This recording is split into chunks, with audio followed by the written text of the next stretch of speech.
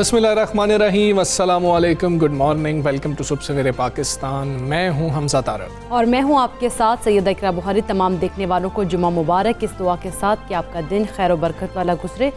Programme के आगाज़ में जिस तरह से हम कोई जैसे रिसर्च पे आप लोगों के साथ शेयर करते हैं, तो आज एक रिसर्च में आप देख रही थी तो मैंने सोचा कि आपके साथ शेयर करनी चाहिए। स्वीडन के तिब्बी माहिरीन ने एक रिसर्च की, उसमें ये मतलब बात उन्होंने कही है कि जिस तरह से दफ्तरों के जो औकातकार हैं 8 से 10 घंटे टाइमिंग्स होती हैं, तो उसमें जो एम्प्लॉयज़ हैं वो बैठकर काम करते हैं बहुत देर तक और ज़्यादातर डेस्क वर्क होता है। तो उस डेस्क वर्क के दौरान उन्होंने कहा है कि उनके लगातार वो काम करते हैं तो उनको मौका नहीं मिलता कि वो उठकर जाके कुछ अपने आप को मतलब किसी और एक्टिविटी में लगा के वापस आएँ। उन्होंने कहा कि अगर कंटिन्यूसली आप काम करते रहेंगे तो उससे जो है बहुत ज़्यादा स्ट्रेस की वजह से आपको डायबिटीज़ हो जाती है, फिर आपको मोटापा हो सकता है और इसके अलावा जो हार्ट के इशू हैं वो आपके साथ हो सकते हैं। तो इस किस्म के इशू से उन्होंने कहा बचने के लिए ये करें आप लोग कि 30 मिनट के बाद जो है हल्की फुल्की है तो वहाँ बैठे बैठे वर्जिश कर लें या फिर करें कि वॉक कर लें। हाँ, तेज़ कदमों के साथ वॉक करें या तो सीढ़ियाँ ऊपर नीचे चढ़ के आए जाएँ। इस किस्म की जो एक्टिविटीज़ करें ताकि हर 30 मिनट बाद, क्योंकि लगातार काम करने से जो है वो ज़्यादा इस किस्म की जो बीमारी है उनका सामना करना पड़ता है फिर उन्हें एम्प्लॉयज़। बिल्कुल ऐसे ही है। और हम आम तौर पर ये समझते हैं कि बैठने से जो है ना सिर्फ मोटापा जो है उसका ख़तरा, मोटापे का ख़तरा बढ़ जाता है। इसी तरह की एक रिसर्च कनाडा के अंदर की गई है और वो तकरीबन 9.5 साल तक तकरीबन 1,46,000 लोग हैं जिनके का डेटा इकट्ठा किया गया और उनको मॉनिटर किया गया। एक बहुत तवील अरसा है, तकरीबन अगर हम औसतन देखें तो 9.5 साल तक तमाम लोगों को देखा गया। तो वो 60 साल से कम उम्र लोग थे। तो मालूम ये हुआ, वो चेक करना चाह रहे थे कि नौजवान फॉलिज का शिकार क्यों हो जाते हैं। तो उसकी वजह भी यही निकली थी कि वो बैठते बहुत ज़्यादा थे। 150 मिनट तकरीबन आपको कोई फिजिकल एक्टिविटी करनी चाहिए एक हफ्ते के अंदर। मतलब एक हफ्ते में 150 मिनट आपने निकालने हैं तो आप फिजिकल एक्टिविटी कर रहे होंगे। तो ये जो फॉलिज का अटैक है, साथ ही इस बाकी जो बताई हैं इकरा ने, उसके साथ इसका भी जो है इसके जो इम्कानात हैं वो कम हो जाते हैं। तो चलना फिरना, थोड़ी सी फिजिकल एक्टिविटी करना बहुत ज़्यादा ज़रूरी है। और उसको लिंक किया गया था बहुत वो लोग जो कंप्यूटर के सामने बहुत ज़्यादा बैठते हैं, लैपटॉप बहुत ज़्यादा इस्तेमाल करते हैं और टीवी बहुत ज़्यादा देखते हैं, कम से कम 8 से 10 घंटे देख रहे होते हैं। तो ये सारी चीज़ें हैं जो मुख्तलिफ ममालिक में रिसर्चेज हो रही होती हैं। हमारी ज़िंदगी पर बहुत गहरा असरात कई चीज़ों के होते हैं और हमें उनका इल्म भी नहीं होता। तो थोड़ी सी चहलकदमी किया। बिल्कुल, ऐसे अगर हम देखा जाए तो हमजा जैसे तुमने बताया कि 150 मिनट हमें एक्सरसाइज वगैरह करनी चाहिए, फिजिकल एक्टिविटीज़ एक हफ्ते में। लेकिन यहाँ पे मेरा तो ख्याल है कि 150 या 50 मिनट भी हम लोग नहीं अपने आप को देते होंगे कि हम फिजिकल एक्टिविटीज। अच्छा, हमारी वॉक बहुत कम हो गई है ना, हमारा मतलब कि हमारी ट्रैवलिंग अब कदमों पे तो उस तरह से रही नहीं है। तो इस वजह से हमारी वॉक भी बहुत कम हो गई है। पहले लोग चलते थे तो उससे ही बहुत ज़्यादा जो मसाइल हैं वो हल हो जाते थे। आपकी फिजिकल एक्टिविटी के अंदर ही आती है वॉक भी। चलें थोड़ा सा वक्त अपने लिए निकाला करें। जो मूवीज़ देखते हैं आप, नेटफ्लिक्स देखते हैं, हम क्रिकेट मैच देखते हैं, इतना ज़्यादा टाइम जो है दे रहे होते हैं, उसी दौरान ही फिर कोशिश कर लिया करें कि आप थोड़ी सी वॉक कर लें। बिल्कुल। और जो लोग अगर ऑफिस में जाते हैं वो कहते हैं हमें बाद में टाइम नहीं मिलता, घर आके थक जाते हैं, सो जाते हैं खा पी के, तो अपने लिए टाइम निकालें। उस दौरान भी आप निकाल सकते हैं टाइम और कुछ जो हिस्सा से हमने रिसर्च में बताया कि 30 मिनट्स के बाद वॉक करें या फिर कोई एक्सरसाइज करें तो वो चीज़ों को अपनी रूटीन का हिस्सा बनाएं ताकि आप अपने आप को हेल्दी रख सकें। बिल्कुल ठीक है। हम उम्मीद करते हैं कि हम सारे ही जो अभी हमने रिसर्चेस 2 शेयर की आपके साथ इस पर अमल कर रहे होंगे ताकि जो बहुत बुरे असरात आपकी सेहत पे पड़े होते हैं वो ना पड़े। पहले कोरोना वायरस की बात करेंगे, चौथी लहर की बात करेंगे, डेल्टा वेरिएंट की बात करेंगे जिसकी वजह से मुल्क में सूरत हाल एक मरतबा फिर बिगड़ने लगी है। गुज़श्ता 2 रोज़ के हवाले से हम देखें तो हमें 4000 जो योमिया केसेस हैं वो भी क्रॉस होते हुए नज़र आए। अभी हम गुज़श्ता 24 घंटे की अगर बात करें तो 3239 नए केसेस सामने आए और मुस्बत केसेस की शरह जो है वो गुज़श्ता 24 घंटों की 6.23% है। यानी कि अभी तक जो हम देख रहे हैं मुस्बत केसेस की शरह वो ज़्यादा ही है, कम नहीं हो रही है। NCOC की अगर बात करें तो उन्होंने वैक्सीनेशन का अमल भी तेज़ करने के लिए इकदाम शुरू कर दिए हैं, मगर इसके साथ साथ अवाम को भी जिम्मेदारी दिखाना होगी क्योंकि SOPs पर मुकम्मल अमल से ही आलमी वबा को शिकस्त दी जा सकती है। अच्छा, कनाडा में की जाने वाली एक तहकीक के मुताबिक नौजवानों में कोरोना वायरस से होने वाली बीमारी कोविड का जो खतरा है वो तवक्कुआत से ज़्यादा होता है। ये बहुत तशवीशनाक बात है, क्योंकि हम यही अभी तक बात कर रहे थे कि क्योंकि इम्यूनिटी बेहतर होती है तो नौजवानों को उतना ख़तरा नहीं है, जो बुज़ुर्ग हैं उनको ज़्यादा ख़तरा है, या जिनकी इम्यूनिटी उतनी अच्छी नहीं है उन लोगों को ख़तरा है। लेकिन तहकीक में बताया गया है कि नौजवानों में कोरोना वायरस की शरह पर ज़्यादा तवज्जो नहीं दी जाती और जवान मर्द मुअम्मर अफराद में इस बीमारी को मुंतकिल करने में अहम किरदार अदा करते हैं, यानी कि कैरियर होते हैं। बिल्कुल ऐसे। इसके अलावा लड़कपन की उम्र में उन्होंने कहा कि पहुंच जाने वाले बच्चों 20 से 49 साल के अफराद में बीमारी की जो शरह है वो सबसे ज़्यादा होती है, बिलखुसूस अगर बात की जाए जवान मर्दों की। इसके अलावा उन्होंने कहा है कि बरतानिया में एक रिसर्च की गई है, उसके मुताबिक कहा गया कि कोरोना वायरस के तहफ़्फ़ुज़ के लिए वैक्सीनेशन की अफादियत जो डेल्टा वेरिएंट है उसके खिलाफ 3 माह के अंदर कम हो जाती है। हाँ जी, तजर्बात के बाद अब पता चला है कि कोरोना की इस नई किस्म के खिलाफ फाइजर और एस्ट्राजेनेका वैक्सीन की अफादियत में वैक्सीनेशन के इब्तदाई 90 दिन के बाद कमी आई है। ये दोनों मामलात बड़े अहम मामलात हैं, इसी पर हम माहिराना राय लेंगे। बात कर साथ इस वक्त मौजूद है माहिर वबाई अमराज और आलमी इदारा सेहत के साबिक रुकन डॉक्टर जवाद असगर राना साहब। डॉक्टर साहब अस्सलाम वालेकुम, गुड मॉर्निंग। डॉक्टर साहब, सबसे पहले बात कर लेते हैं इस नई तहकीक की कि नौजवानों के हवाले से हम ये समझते हैं कि शायद वो उतना ख़तरे में नहीं है, लेकिन ये तहकीक जो कनाडा में की गई है वो तो ये बता रही है कि बहुत ज़्यादा ख़तरा नौजवानों को है। वालेकुम सलाम और good morning, thank you for inviting me. देखिए, ये बिल्कुल सही बात है कि जो करंट डेल्टा वेरिएंट की लहर है, इसके अंदर हमें बच्चों के अंदर सीरियस बीमारी, नौजवानों के अंदर सीरियस बीमारी पिछली तमाम वेव्स की निस्बत ज़्यादा मिल रही है। और अमेरिका के बाज़ अस्पताल जो बच्चों को डील करते हैं उनके ICU के बेड्स वो तकरीबन कैपेसिटी तक पहुँचे हुए हैं, और ये एक नया फिनोमिना है।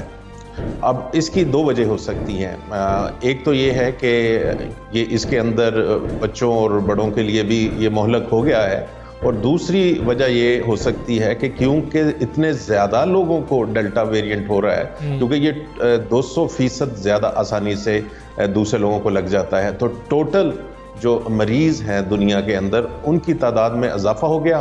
तो उसी निस्बत के साथ बच्चे और बड़े भी, नौजवान भी आपको सीरियस बीमारी के साथ मिलना शुरू हो गए। तो ये दोनों चीज़ें इस जो हम फिनोमिना देख रहे हैं उसका रीज़न हो सकती हैं। ठीक। डॉक्टर साहब, जो दूसरी रिसर्च की गई है बरतानिया में, उसमें जो कहा गया कि कोरोना वायरस के तहफ़्फ़ुज़ के लिए जो वैक्सीनेशन है उसकी अफादियत डेल्टा वेरिएंट के ख़िलाफ़ 3 माह के अंदर जो है वो कम हो जाती है। जिस तरह से बातें की जाती है बूस्टर डोज की, क्या फिर उसमें फिर बूस्टर डोज को यकीनी बनाना होगा कि 3 माह के बाद जिस तरह से इसकी एफिकेसी अगर कम हो रही है तो बूस्टर डोज लगाई जाए? देखिए, ये अभी इस पे तहकीक जारी है और इसमें 2-3 चीज़ें हैं। एक तो ये है कि क्या ये तमाम लोगों की इम्यूनिटी कम हो जाती है 3 माह बाद, या उन लोगों की कम होती है जो ज़्यादा ज़ईफ़ हों, यानी कि 80 साल से ज़्यादा हों, या इम्यूनो कम्प्रोमाइज्ड हों, यानी कि उनका इम्यून सिस्टम किसी वजह से दबाव का शिकार हो।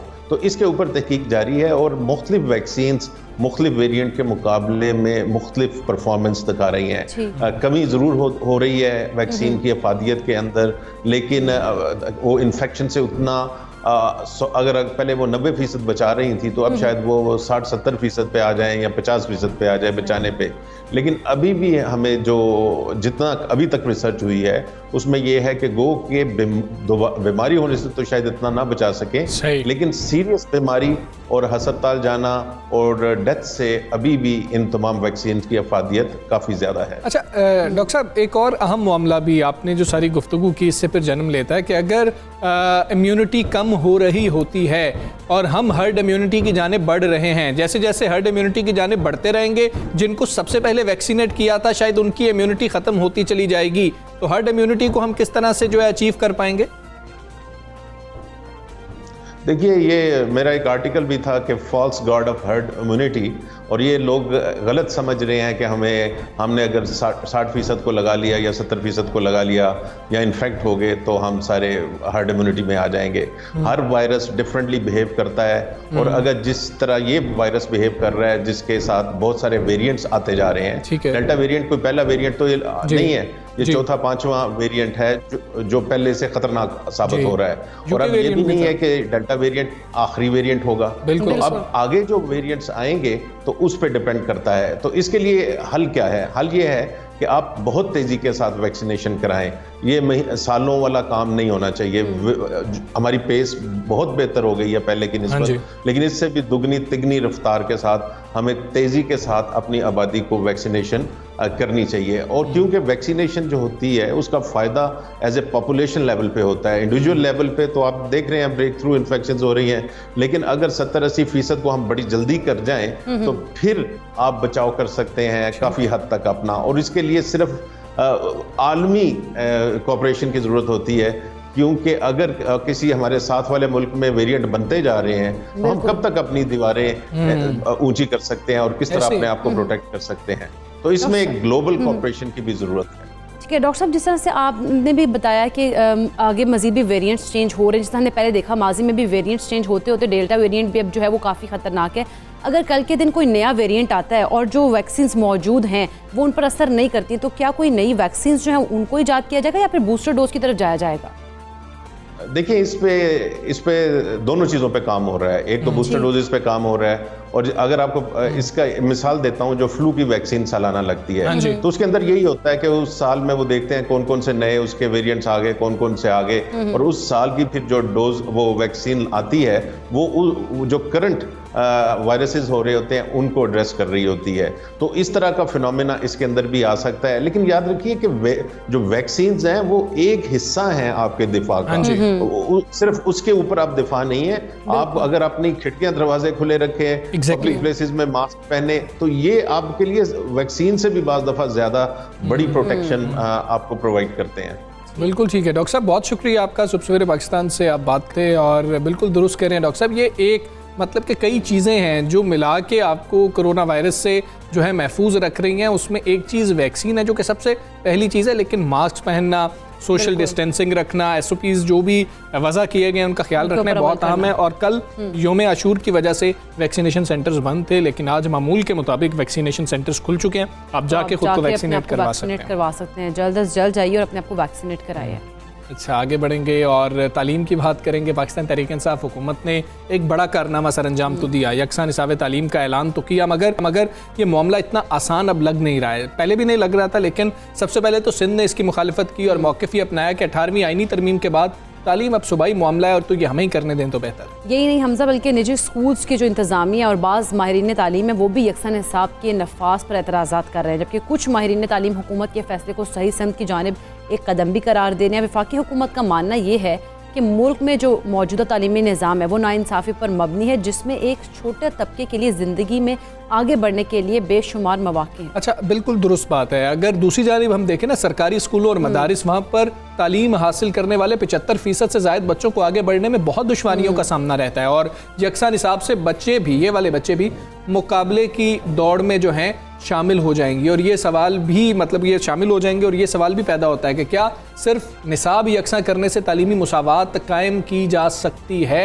या और भी बहुत सी चीज़ें करने की ज़रूरत है? बिल्कुल ऐसी हुकूमत जितना बजट तालीम के लिए मुख्तस करती है, क्या इसमें वो आला मयार की तालीम मुहैया कर सकती है जो बड़े स्कूल्स में दी जाती हैं? इसके अलावा यकसा निसाब से मुतालिक असातिज़ा को बाकायदा ट्रेनिंग देने के लिए साथ साथ तामीरी ढांचे की फराहमी को यकीनी बनाना भी हुकूमत की जिम्मेदारी हो। अच्छा, एक वीडियो मैंने देखी थी सोशल मीडिया पर, वो एक वालिद साहब हैं और वो ये कह रहे हैं कि मैं हुकूमत का शुक्रिया अदा करता हूँ कि यही किताबें मैं 40,000 में मुझे पढ़ती थी और यही किताबें मुझे बहुत ज़्यादा सस्ती पड़ी हैं और ये यकसा निसाब होने की वजह से मुझे ये फ़ायदा हो रहा है। तो इस तरह की कुछ वीडियो सामने आ रही हैं जिस पर तनकीद भी बहुत ज़्यादा हो रही थी कि शायद ये ऐसा नहीं है, मामलात वैसे नहीं है, पब्लिशर्स को तो अभी तक NOC शायद नहीं मिला। इस हवाले से हम बात करेंगे। माहिर तालीम हमारे साथ मौजूद हैं डॉक्टर आयशा रज़ाक। डॉक्टर आयशा, अस्सलाम वालेकुम, गुड मॉर्निंग। डॉक्टर साहब, यकसा कौमी निसाब, इसके हवाले से हुकूमत भी बहुत ज़्यादा क्लेम कर रही है, लेकिन दूसरी तरफ से भी बहुत आवाज़ें सामने आ रही हैं कि शायद जल्दी में नाफिज कर दिया गया, लेकिन हर चीज़ के मुस्बत और मनफी पहलू होते हैं। आप बतौर माहिर तालीम मुस्बत पहलू क्या देख रही हैं और मनफी पहलू क्या देख रही हैं? अस्सलाम वालेकुम, बहुत शुक्रिया आप दोनों का। अच्छा, जैसे हमसा आप लोगों ने कहा है, कुछ लोग इस पे खुश भी हो रहे हैं और कुछ लोग कह रहे हैं कि ये फ़ैसला शायद बहुत जल्दबाजी में है, और जैसे आपने जिक्र किया कि NOCs का मसला भी नज़र आ रहा है, इम्प्लीमेंटेशन अनइवन नज़र आ रही है, सिंध ऑप्ट आउट करता हुआ नज़र आ रहा है। बहुत पहले से इनफैक्ट उन्होंने तो कह दिया था कि हम इसको उस तरह से नहीं अडॉप्ट करेंगे जैसे बाकियों ने किया है। तो देखिए, मैं मुस्बत की तरफ बाद में आती हूँ, पहले मुझे ज़रा थोड़ा नेगेटिव कह लें, या वो चीज़ें जिनमें इम्प्रूवमेंट की ख़ास तौर पे ज़रूरत है, और या फिर दोनों को शायद मिक्स करके जवाब देने दें। मेरे ख्याल में अगर मुस्बत हम इसको बनाना चाहते हैं तो वो हमें दो चार चीज़ें इंश्योर करानी पड़ेंगी। जैसे आपने कहा कि देखें, टीचर ट्रेनिंग के बगैर, टीचर को उस लेवल पे पहुंचाए बगैर कि वो टेक्स्ट बुक और बच्चे के दरमियान ब्रिज बन सके, हम इंश्योर नहीं कर सकते कि किसी किस्म की इम्प्रूवमेंट आएगी। तो देखें, टीचर ट्रेनिंग का एलिमेंट आके जाके बहुत ज़्यादा ज़रूरी होगा। मेरे ख्याल में टीचर ट्रेनिंग पे अभी फ़िलहाल टाइम की कमी की वजह से, ऑल्दो के हमारे पास 3 साल थे, वो उस तरह से नहीं दिया गया, उसको प्रायोरिटाइज किया गया जैसे करना चाहिए था। फिर असेसमेंट और एग्जामिनेशन के फ्रेमवर्क्स पे आपको बहुत काम करना पड़ेगा। आप उनको उसी तरह से टेक्स्ट बुक बेस्ड, रट्टा बेस्ड एग्जाम्स नहीं बना सकते।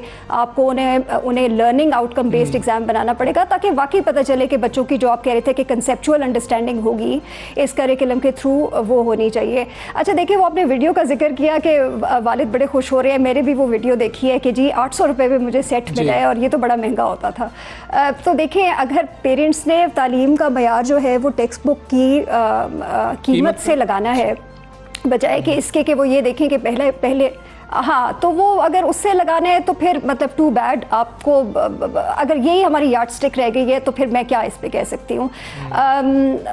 देखिए, इसके मुस्बत पहलू हो सकते हैं मेरे ख्याल में। अगर आप वही बात टीचर ट्रेनिंग के ऊपर तवज्जो दें, ये एक स्टेप हो सकता है उन स्कूलों का मयार बेहतर करने के लिए जो बहुत लो इनकम थे, जो रेगुलेटेड नहीं थे, जो कुछ भी आ रहा था बहुत बुरे पब्लिशर की तरफ से भी लोकल मार्केट में, वो उसको पढ़ा रहे थे क्योंकि वो सस्ती बुक्स थी। वो एक तरह का उनको रेगुलेट करने का ये तरीका बन सकता है। ये मदारिस को थोड़ा बहुत रेगुलेट करने का तरीका बन सकता है, अगर हम ये इंश्योर कर लें कि हम रजिस्टर करेंगे इस तरह के स्कूलों और इस तरह के मकतब्स को, और फिर वहाँ पर इंश्योर करेंगे। देखिए, मदारिस का तो अभी तक आपको पता भी नहीं चल रहा ना, अभी तो प्राइवेट स्कूलों से खबरें आ रही हैं जी। हमें तो अभी तक ये नहीं पता कि मदारिस ने किस एक्सटेंट तक इसको अपनाया है। किसी ने जाके उनकी किताबें या क्लासरूम्स या उनकी टीचर हायरिंग नहीं देखी। तो ये हम बना सकते हैं अगर हम ये वाले स्टेप्स, जिन पे तवज्जो देने की ज़रूरत थी हमेशा से, और हुकूमत के अंदर वो देखें, आप सब ने स्पीच देखी होगी शफकत महमूद साहब की भी, जो इस दफ़ा लॉन्च इवेंट के ऊपर उन्होंने की है।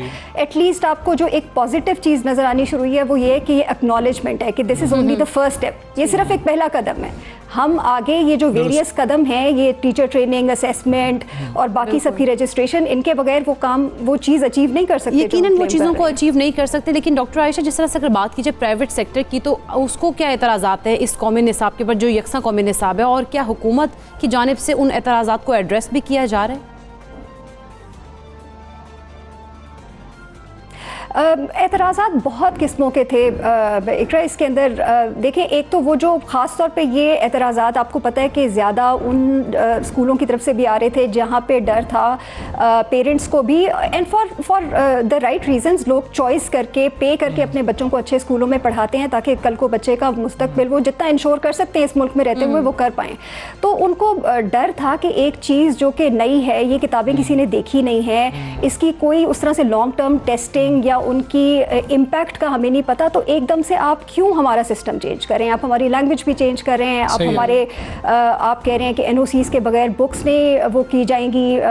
अभी भी मैं आपका प्रोग्राम शुरू होने से पहले PCTB की वेबसाइट के ऊपर जाके जो उनकी अप्रूव्ड मटेरियल्स की लिस्ट है टेक्स्ट बुक की, वो 17 तारीख की मेरे ख्याल में मुहर्रम की छुट्टियों से पहले अपडेट की गई थी।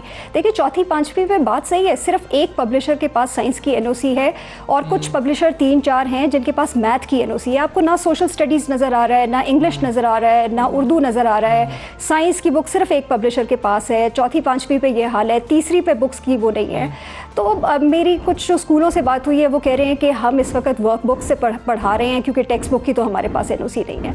तो वो एतराज़ात ठीक हैं लोगों के अपनी जगह पे, उनको एड्रेस करना चाहिए। लोगों के कुछ एतराज़ात करिकुलम की ऑर्गेनाइजेशन के ऊपर, उसकी प्रोग्रेशन के ऊपर, उसकी क्वालिटी के ऊपर हैं और वो जायज़ है। और अगेन वही वाली बात कि शफकत महमूद साहब ने एटलीस्ट लॉन्चिंग पे तो ये कहा है कि हम फीडबैक ले रहे हैं और हम उसको खुले दिल से देख रहे हैं, और मुझे अंदाज़ा है कि वो ये चाह रहे हैं कि रिवाइज करें, लेकिन इट्स अ टफ जॉब कि आपने मिडिल स्कूल के लिए करिकुलम अगले साल के लिए निकालना है और रिविजन भी करनी है और ट्रेनिंग्स भी करनी है, तो अगले 8-9 महीने में ये हो पाता है, ये कहना मुश्किल है ज़रा। अच्छा ठीक है डॉक्टर आयशा, ये भी बताइएगा कि जो रिवीजन अब हमने करनी है, रिव्यू कर रहे होंगे हम चीज़ों को, देख रहे होंगे कि अच्छा अब हमें पिछले साल जो निसाब दिया था उसमें ये मसाइल थे, उनको तब्दील कर लेना चाहिए, तो क्या ये पहले हो जाना चाहिए था या ऐसा ही होता है दुनिया में, निसाब आ जाता है उसके बाद गलतियों की निशानदेही होती है और फिर तब्दीली हो रही होती है?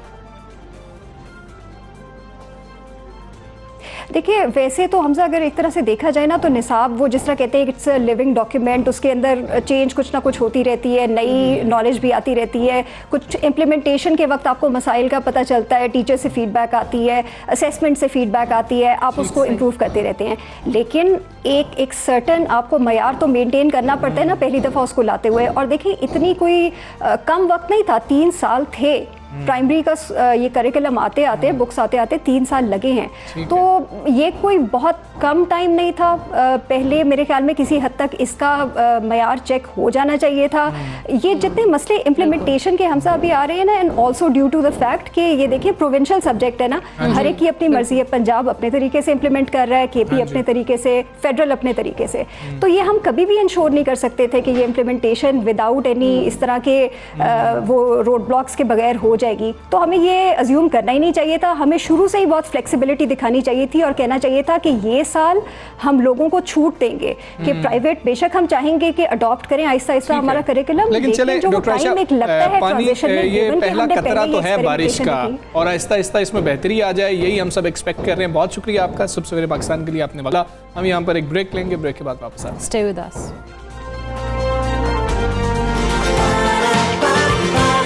सुबह सवेरे पाकिस्तान, सुबह सवेरे पाकिस्तान।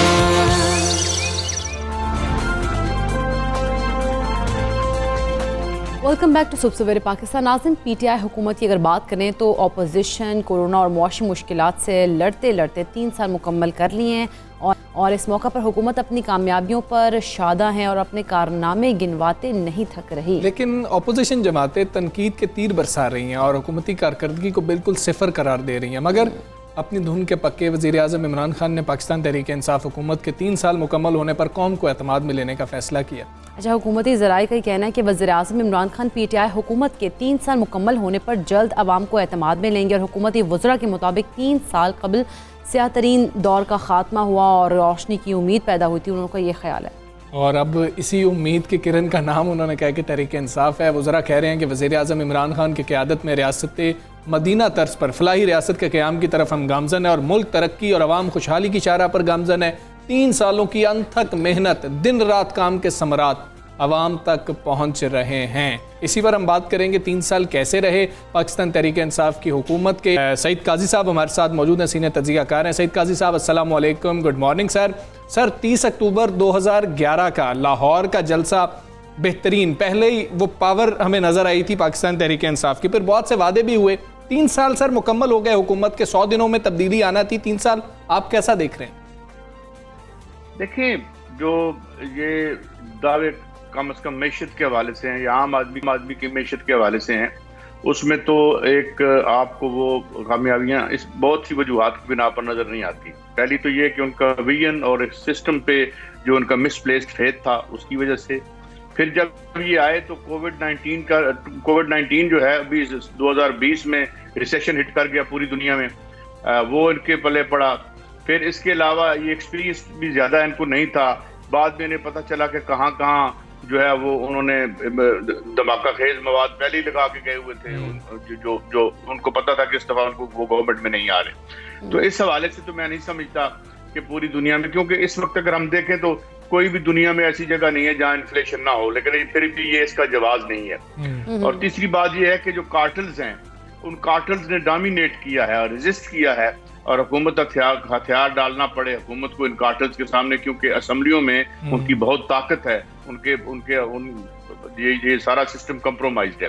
हाँ, ये मैं ज़रूर कहूँगा कि अपोजिशन को बिल्कुल तितर बितर कर दिया या वो हो गई। अपोजिशन भी हमें कहीं खड़ी नज़र नहीं आई, और जो ये इकोनॉमिक इश्यूज थे उस पर लोगों ने अपोजिशन पर भी एतबार नहीं किया। तो ये कुछ फ्रंट्स हैं जिसमें एक कैफियत बनती है। महंगाई बड़ी है और बढ़ती रहेगी। उसकी एक और बहुत बड़ी वजह है कि महंगाई की हम कभी भी सही वजह लोगों को नहीं बताते, क्योंकि पाकिस्तान की जो पूरी मैशत है वो एग्जेक्टिव या काबीना के पास सिर्फ 20% होती है। 80% यहाँ की मैशत होती है जहांगीर तरीन साहब के हाथ में, यहाँ की जगह होती है शहबाज शरीफ साहब के हाथ में, नवाज शरीफ साहब के हाथ में। मिसालें दे रहा हूँ, इस तरह के लोग हैं जो पाकिस्तान की जो बेस्ट मैशत है उस पर होता है, और कीमतों में कमी या इजाफा जो है वो सरकार के हाथ में नहीं होता, वो सप्लाई और डिमांड के हाथ में होता है, जखीरा अंदोजी के हाथ में होता है।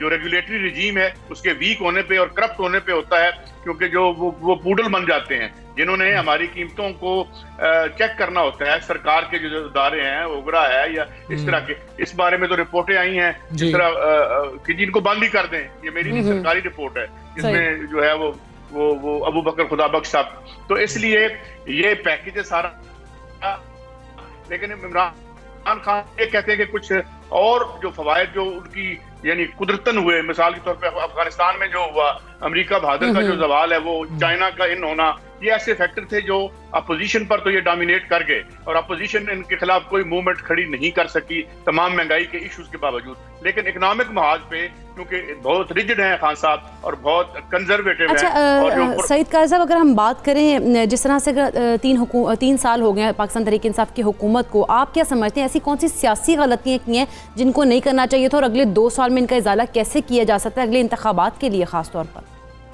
देखिए, अब तो वो एहसास प्रोग्राम और इस तरह की चीजें बात कर रहे हैं, कंस्ट्रक्शन की बूम की बात कर रहे हैं। मैं समझता हूँ सियासी गलती से ज्यादा बड़ी माशी गलती होती है। खान साहब ने खुद एडमिट किया है कि हमें बहुत सी चीजों का अंदाजा नहीं था, क्योंकि खान साहब जो मगरब का माशी मॉडल है उस पर बड़े सिर के दिल से यकीन रखते हैं और रखते थे। और अब आप देख रहे हैं कि मगरब के माशी मॉडल का क्या हाल हो रहा है, चीन से वो सारे जो जूते खा रहे हैं। तो ये मैं समझता हूँ कि खान साहब की जो सारा जो फेलियर है वो विदिन है, जो अंदर से है। उनके जो सियासी नजरियात थे वो थे, और जो उनके इर्द गिर्द लोग उन्हें बताते रहे कि इस तरह मैशत बढ़ेगी, वो यूरोप की मिसाल देते रहे, तो वो मिसालें ठीक नहीं थी। यहाँ आपको ज्यादा स्टेट इंटरवेंशन करनी थी, मगर हम प्राइवेटाइजेशन देखें, पीटीसीएल का बेड़ा गर्क कर दिया हमने।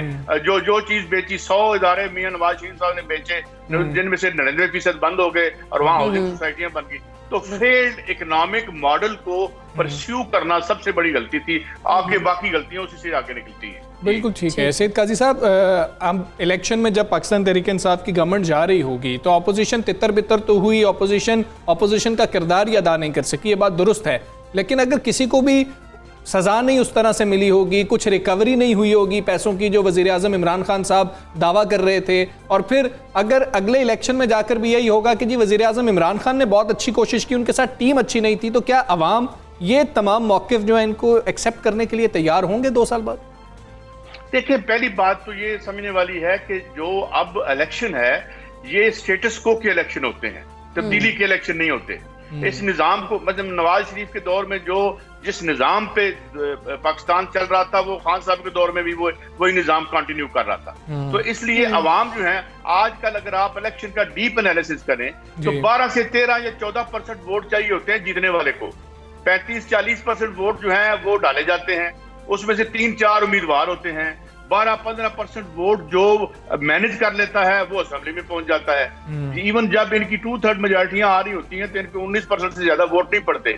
नीचे बिरादरी मैटर करती है, नीचे जो है इलेक्टेबिलिटी मैटर करती है, नीचे जो है वो क्योंकि ये एक ऐसा दौर है जिसमें सियासत खेत खलियान से निकल के ड्राइंग रूम में और ड्राइंग रूम से होते हुए लंदन में चली गई है, या इक़्तिदार की जो ऊपर वाली परतें हैं। तो मेरे ख्याल में इक़्तिदार की ऊपर वाली परतें जिस तरह के फैसले करेंगी, इलेक्शन के रिजल्ट भी वैसे ही आएंगे। इसलिए अवाम मुझे नहीं लगता कि इसमें मैटर करते हैं, क्योंकि कोई अवामी तहरीक नहीं है, कहीं तहरीक नजर नहीं आती हमें किसी पार्टी के पीछे।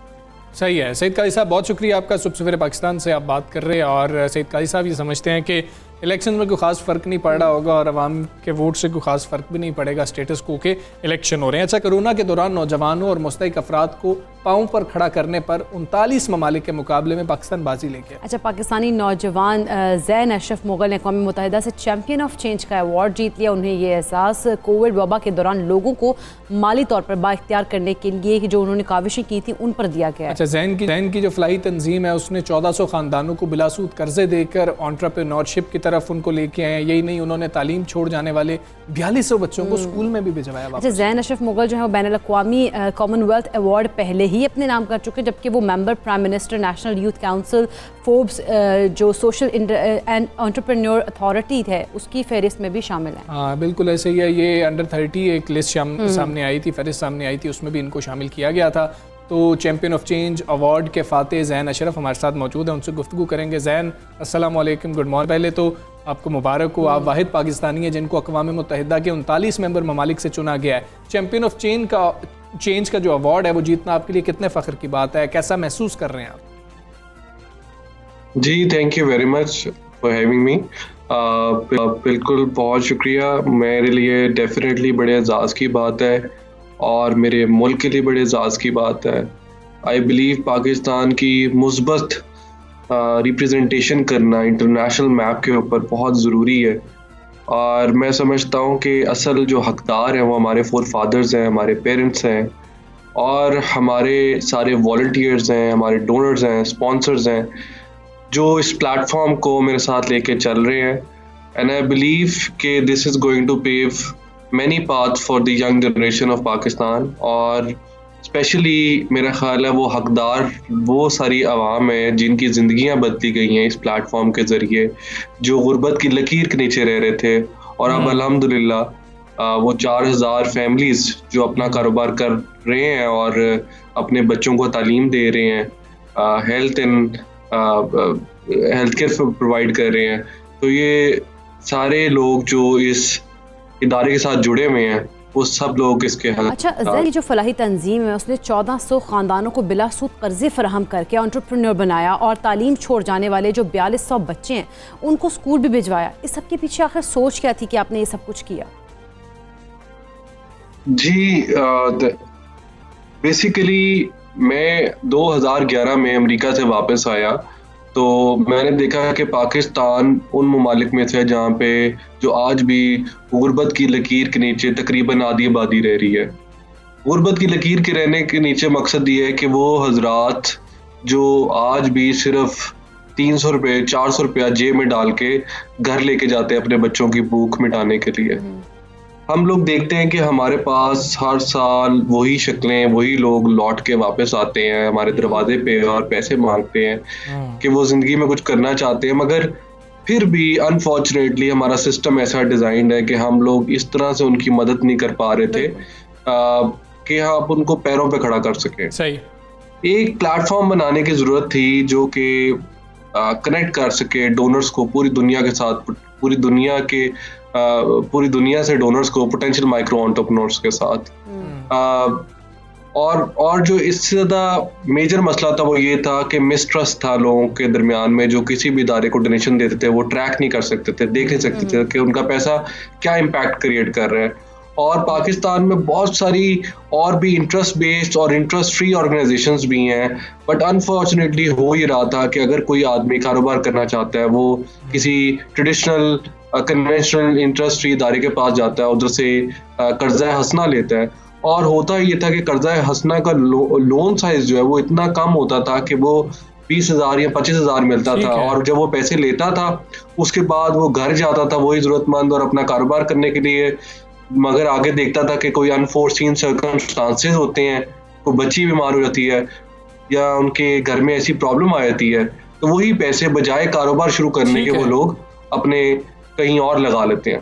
बिल्कुल ठीक। तो अच्छा ठीक है, हमें ये भी बताइए आपका सफ़र कैसा था? यकीनन इतना आसान सफ़र नहीं होता जब आप ऐसी कोई कोशिश कर रहे होते हैं। क्या मुश्किलात आई थी, क्या रुकावटें आई थी? मेरे लिए तो ये सफ़र बहुत कभी मुश्किल भी था बट बहुत आसान भी था। और पहली सिर्फ जो फर्स्ट स्टेप होता है that is always difficult to take the first leap of faith, और क्योंकि we were going against the odds और लोग बड़ी ये इन्फ्लक्स थी सोसाइटी के, जहाँ पे इंटरेस्ट के ऊपर लोगों को मिसयूज़ किया जा रहा था, मलाइन किया जा रहा था। और मेरा ख्याल है कि वहाँ पे ज़रूरत थी ऐसे प्लेटफॉर्म की। और जब आप अल्लाह ताला के लोगों के लिए काम करते हैं, अल्लाह ताला आपके लिए काम करता है। आप किसी बैंक में पैसे इन्वेस्ट करें, आपको 2%, 3%, 4% रिटर्न मिलता है, बट अल्लाह का वादा है अगर अल्लाह के साथ आप इन्वेस्टमेंट करो तो 70 गुना आपको रिटर्न उसका मिलेगा। तो मेरा ख्याल है कि मैं और मेरी टीम इसमें बहुत ज़्यादा लकी रही है कि हमने जैसे ये सफ़र शुरू किया, आसानियाँ बढ़ती गई, काफिला बढ़ता गया और ज़्यादा से ज़्यादा लोग शामिल होते गए। यही वजह है कि अल्हम्दुलिल्लाह इंटरनेशनल रिकग्निशंस भी मिल रही हैं और ये प्लेटफॉर्म भी ग्रो कर रहे हैं। आज 4000 लोगों की ज़िंदगियाँ बदली हैं। आज ये ख़ानदान जो पहले सोच भी नहीं सकते थे कि वो अपना कारोबार कर सकते हैं, ये तसव्वुर भी नहीं कर सकते थे कि अपने बच्चों को अच्छे स्कूलों में पढ़ा सकते हैं, हेल्थ दे सकते हैं, घर पे छत दे सकते हैं, अपने नीचे लोग एम्प्लॉय कर सकते हैं। तो मेरा ख्याल है कि ये सब शुक्र और तारीफ अल्लाह की ज़ात के लिए जिसने ये पॉसिबल बनाया हमारे लिए। और हम अपना सफ़र इसलिए जारी रखेंगे क्योंकि इसमें असल नेमत तो ये है कि अल्लाह के चुने हुए लोगों में से अगर अल्लाह शुमार कर ले तो यही काफ़ी है और यही असल अवार्ड भी है और यही असल स्टोरी भी है। किया आपने पावर्टी को ख़त्म करने के लिए, जो प्लान इसमें आपके पास था उसकी खुसूसियात के बारे में हमें बताइएगा और मज़ीद कौन से मंसूबों पर काम कर रहे हैं? जी बिल्कुल, असल में मेरा प्लान ये है और मेरी टीम का कि हम लोगों ने एक ऐसा सेल्फ सस्टेनेबल प्लेटफॉर्म बना दिया है जिसको हमने पाकिस्तान में होम ग्रोन खुद बिल्ड किया इन हाउस। और ये ऐसा प्लेटफॉर्म है कि हम इसको जितना चाहें बड़ा कर सकते हैं। हम 2 घंटे के नोटिस में पाकिस्तान के किसी कोने में अपनी ब्रांच खोल सकते हैं। हमें सिर्फ एक 5 बाय 10 का कमरा और 2 कंप्यूटर और 2 लोग चाहिए और कोई भी इस इदारे के सिस्टम को बाईपास नहीं कर सकता। ये इदारा 100% पेपरलेस है। हमारा प्लान ये है कि पाकिस्तान में गुर्बत का खात्मा करना, सबको इक्वल प्लेइंग फील्ड मिलना, इक्वल चांस मिलना, हर एक इंसान को जो जिंदगी से तंग है, परेशान है, उसको एक और होप देना, उसको एक और चांस देना और वो चांस क्रिएट करना और उनको ट्रेन करना ताकि वो आने वाली नस्लों को भी संवार सकें। सही है। और हम ये प्लान करते हैं कि ये प्लेटफॉर्म हमने डिज़ाइन कर लिया, डेवलप कर लिए। हम ऑलरेडी 4 शहरों में बैठे हुए हैं, गुजरांवाला, फैसलाबाद, लाहौर, बहावल नगर। मैं उम्मीद करता हूँ कि किसी स्टेज पे गवर्नमेंट को हम ये प्लेटफॉर्म दे सकें without any cost, without any fee. हम ये प्रोवाइड करेंगे अपनी सर्विसेज, जैसे हम ऑलरेडी इस मुल्क को कौम की खिदमत कर रहे हैं। मैं चाहता हूँ कि हम मिल के इस मुल्क में बेहतरी ला सकते हैं। बहुत सारे लोग हैं जो बड़ा अच्छा काम कर रहे हैं और जिंदगी में अगर आपने आगे बढ़ना है, अगर किसी कौम ने आगे बढ़ना है तो वो पार्टनरशिप्स और सिनर्जीज के साथ ही बढ़ सकते हैं। तो मैं उम्मीद करता हूँ कि हमने एक चीज़ बना ली है जो रिकग्नाइज्ड है दुनिया के बेस्ट इदारों से। फोर्ब्स ने इसको रिकग्नाइज किया, कॉमनवेल्थ ने इसको रिकग्नाइज किया, OIC ने इसको रिकग्नाइज किया, अभी यूनाइटेड नेशन ने रिकग्नाइज किया, न्यूयॉर्क यूनिवर्सिटी ने इसको रिकग्नाइज किया। अभी 28 अगस्त को इंशाल्लाह ताला हमें एक अवार्ड मिला है जो मिलने जा रहा है, उसकी नॉमिनेशन हो गई हुई है, जो इस्लामिक डेवलपमेंट बैंक का। ठीक है ज़ैन, बहुत मुबारक हो। और शुक्रिया आपका। सबसे पहले पाकिस्तान से आप बात कर रहे थे, कितना टैलेंट है पाकिस्तान में, ये तो हम जब देखते हैं तो हमें नज़र आता है कि भाई बहुत काबिल लोग बैठे हैं जो पाकिस्तान के लिए काम करना चाह रहे हैं और काम कर भी रहे हैं। हम एक ब्रेक लेंगे, ब्रेक के बाद वापस आएंगे। Stay with us.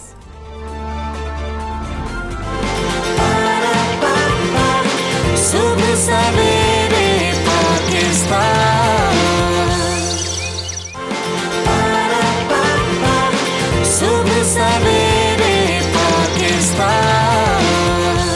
शहर कायद की बात करेंगे, शहर कायद के बासियों की बात करेंगे कि क्या किस्मत पाई है कि इस्तेमाल का पानी चोरी करके उन्हीं को मुंह मांगे दामों बेच दिया जाता है और वो मजबूर है वो पानी खरीदने। बिल्कुल, पानी बेचने वाले और टैंकर माफिया के हाथ इतने लंबे हैं कि प्यास से बिलखते शहरियों की चीखों पुकार कोई सुनता ही नहीं। और एक रिपोर्ट आई है मंजर-ए-आम पर जिसके मुताबिक कराची में सिर्फ टैंकर्स की ट्रांसपोर्ट पर ही सालाना $500 मिलियन का खर्चा आता है।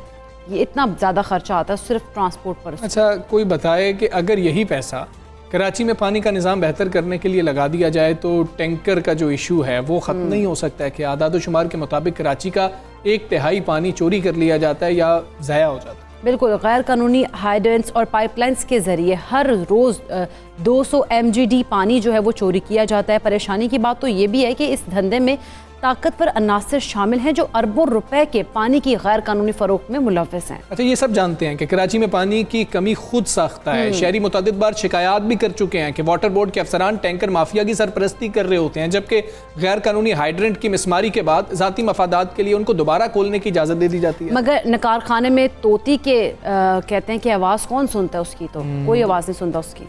बिल्कुल ऐसे ही है। इसी पर हम जानेंगे कि ये मसला हल कैसे हो सकता है और जो इतना ज़्यादा खर्चा हो रहा है क्या उससे ये मसला हल नहीं हो सकता है। बात करेंगे माहिर आबी उमूर शाहब ओस्तो साहब हमारे साथ मौजूद हैं। शाहब अस्सलाम वालेकुम, गुड मॉर्निंग। की जो रिपोर्ट सामने आई है कि सिर्फ टैंकर्स की ट्रांसपोर्ट पर सालाना इतना ज़्यादा खर्चा आता है, अगर यही पैसा कराची में पानी का निज़ाम बेहतर बनाने के लिए लगा लिया जाए तो क्या ये इशू ख़त्म नहीं हो जाएगा, या इतना आसान मामला नहीं है जितना रिपोर्ट में कहा जा रहा है? जी वालेकुम सलाम, शुक्रिया। देखें, इस पर मुतअद्दिद बार हम पहले भी डिस्कस कर चुके हैं। कराची का जो पानी का मसला है वो मैं मानता हूँ कि कराची की आबादी तकरीबन 5% के हिसाब से हर साल बढ़ती जा रही है, लेकिन जो इस वक्त भी पानी अवेलेबल है अगर उसको प्रॉपरली मैनेज किया जाए तो मैं समझता हूँ आपको 80-90% आपका पानी का मसला नहीं है। कम से कम जो आम शहरी जो है कराची का उसको अपनी इस्तेमाल के लिए पानी बिल्कुल आराम से मिल सकता है, लेकिन उसके लिए जो बुनियादी जो उसकी जो रिक्वायरमेंट है वो है वाटर मैनेजमेंट करना। आपको वाटर मैनेजमेंट एक ब्रॉडर टर्म है जिसमें एडमिनिस्ट्रेटिव आपको रिफॉर्म्स करने होंगे, इसको ऑटोनोमाइज करना होगा। ये जो इंटरफेरेंस है बाहर की उससे उसको बिल्कुल लेजिस्लेटिवली जो है महफूज करना होगा। सही है। एक इफ़ेक्टिव वाटर बोर्ड का होना बहुत ज़रूरी है। उसके अलावा फिर आपको जो स्ट्रक्चरल प्रॉब्लम्स हैं जिसमें चूँकि वाटर कमीशन मैंने बनवाई थी सुप्रीम कोर्ट में जाके, तो वाटर कमीशन की रिपोर्ट्स सब अवेलेबल हैं। ठीक है। उसके मुताबिक आप देखें पूरे कराची में जो जितने भी आपके फिल्ट्रेशन प्लांट्स हैं वो काम नहीं कर रहे। हाइड्रेंट्स जब हम उस ज़माने वाटर कमीशन 2 साल पहले जब चला हम देख रहे थे तो तकरीबन 100 से भी ज़्यादा हाइड्रेंट्स थे और उसमें बेशतर इलीगल हाइड्रेंट्स थे। बड़े बड़े ताकतवर इदारों ने पाइप्स लगाए हुए थे जिनको वो पानी डायरेक्टली वो सप्लाई हो रहा था। ठीक है। और इसके अलावा आप देखें कि तकरीबन कोई 50 से ज़्यादा इनकी वाटर पंपिंग स्टेशंस हैं जो मेजर पंपिंग स्टेशंस हैं। उस वक्त सुप्रीम कोर्ट ने ऑर्डर किया था कि जी हर पंपिंग स्टेशन पे वाटर मीटर्स लगने चाहिए। जब वाटर मीटर लग जाएगा तो आपको पता होगा कि पॉइंट ए से पॉइंट बी तक कितना पानी गया। सही है। आज तक वो वाटर मीटर्स नहीं लगे। तो ये बुनियादी जो हैं इक़दामात हैं जिनके करने की ज़रूरत है। अनफॉर्चुनेटली क्योंकि इसमें इतने ज़्यादा वेस्टेड इंटरेस्ट इन्वॉल्व हैं, जिस तरह आपने निशानदेही की अभी वाटर टैंकर्स के हवाले से जो पानी बिकता है वो खरबों रुपए का पानी है हर साल जो बिकता है। उसमें बहुत बड़े बड़े इंटरेस्ट ग्रुप शामिल हैं। वो कभी भी नहीं चाहेंगे कि कराची में ये जो पानी का मसला है इसको बेहतर तरीके से रिजॉल्व किया जाए, क्योंकि इसमें उनके इकोनॉमिक इंटरेस्ट हैं, फाइनेंशियल इंटरेस्ट हैं। अच्छा शाहब साहब, K4 की बात होती है कि K4 की तामीर से कराची के जो पानी का मसला है वो हल हो सकता है। आप समझते हैं कि इतना पुराना जो पानी का मसला है वो सिर्फ K4 की तामीर से हल किया जा सकता है? देखिए जी, K4 का जो मंसूबा है उसमें बुनियादी नकाइस मौजूद हैं। अब आप देखें वो जो है कींझर से पानी लाया जा रहा है। अब ये सारा रास्ता पानी जब आएगा तो उसके लिए पंपिंग स्टेशंस चाहिए, लेकिन आपको सुन के हैरत होगी कि जो PC1 बनाया गया था उसमें इलेक्ट्रिसिटी का प्रोविज़न ही नहीं था। तो अब जब तक आप इलेक्ट्रिक का जो है वहाँ पे स्टेशंस नहीं लगाएंगे, जो वाटर पंपिंग स्टेशंस को चलाएं, तो वो नहीं चल सकता। फिर उसके बाद तकरीबन कोई 29 दफ़ा जो है इसका जो राउट है पानी की जो पूरा चैनल बनने जा रहा है उसको चेंज किया गया है। और उसमें जो पावरफुल इदारे हैं, DHA हो गई, बहरिया हो गई, उन्होंने अपने लिए जो है उस पानी को डाइवर्ट करने की कोशिश की है। अच्छा। इसके अलावा इसमें बुनियादी मसला जो अभी तक जो चल रहा है वो है प्रोविंशियल और फेडरल गवर्नमेंट के बीच में कोई हम-आहंगी नहीं है। और वो जो प्रोजेक्ट किसी ज़माने में 15-20 बिलियन का था, अब वो 150 बिलियन तक पहुँच चुका है, लेकिन उसके बावजूद भी कोई इसका कम से कम मुझको कोई उसका कंप्लीशन नज़र नहीं आ रहा अभी, क्योंकि वही मसाइल चले जा रहे हैं, क्योंकि कोई इसकी ओनरशिप नहीं लेता। तो K4 का मामला जो है वो कोई स्पेशल उस पर टास्क फोर्स बने या कोई ऐसा कोई इदारा हो जो ठीक है। नॉन पॉलिटिकल हो, जो प्योरली टेक्निकल हो, जिसका काम सिर्फ उस प्रोजेक्ट को टेक्निकल पॉइंट ऑफ व्यू से देख के कंप्लीट करना हो, इस तरह ही ये बन सकता है। लेकिन प्रोविंशियल और फेडरल गवर्नमेंट की चूंकि मुसलसल उनकी आपस में जो है वो एक पॉलिटिकल टग ऑफ वॉर चलती रहती है, दोनों तो गवर्नमेंट्स की विल के बगैर ये कभी भी मुमकिन नहीं। नहीं हो सकेगा। शाहब ओस्तो साहब, बहुत शुक्रिया आपका, सबसे से आप बात कर रहे थे। हम उम्मीद करते हैं कि ये कराची वालों का बड़ी बुनियादी ज़रूरत है ये पानी, और उनका ये मसला ही हल नहीं हो पा रहा है। और टैंकर माफिया का हम हमेशा जिक्र करते रहते हैं, लेकिन उसका कोई सोल्यूशन निकलता हुआ नज़र नहीं आ रहा। उम्मीद करते हैं कि ये जो मसाइल हैं वो जल्द अज जल्द हल हो जाएं। खैर, हम आगे बढ़ेंगे, बात करेंगे सयाहत की। सयाहत के लिए पुरकशिश मकामात के हवाले से अगर पाकिस्तान की बात की जाए तो जनूबी एशिया ही नहीं बल्कि तरक्की याफ्ता जो दुनिया के बहुत सारे ममालिक हैं उन पर भी पाकिस्तान जो वो बरतरी रखता है। अच्छा, लेकिन हमने देखा है कि हमारी हुकूमतों ने कभी इनायात खुदाबंदी, इनको कहा जाए तो गलत नहीं होगा, इससे फ़ायदा उठाने की कभी कोशिश ही नहीं की, जहमत ही गवारा नहीं की। हालांकि दुनिया भर में सयाहत का शुमार $बिलियन इंडस्ट्री में होता है। इत्मीनान बख्श बात हमजा यहाँ पे ये भी है कि सयाहत के शोबे का फ़रोग जो है वो मौजूदा हुकूमत की अव्वलीन तरजीहात में शामिल है, मगर अभी हुकूमत को बहुत सारे इकदाम करने की ज़रूरत है सयाहत के हवाले से। बिल्कुल, कौन से इकदाम किए जा रहे हैं, मज़ीद किन इकदाम की ज़रूरत है। ख़ास तौर पे हम देखते हैं कि सियाती मकामात पर वो सहूलियात हों, सड़कें हों, ट्रांसपोर्ट के मसाइल हों, फिर बाकी के हवाले से बिल्कुल ऐसी, अब तो सिक्योरिटी के हवाले से भी कुछ चीज़ें सामने आई थी, तो इसी पर हम बात करेंगे।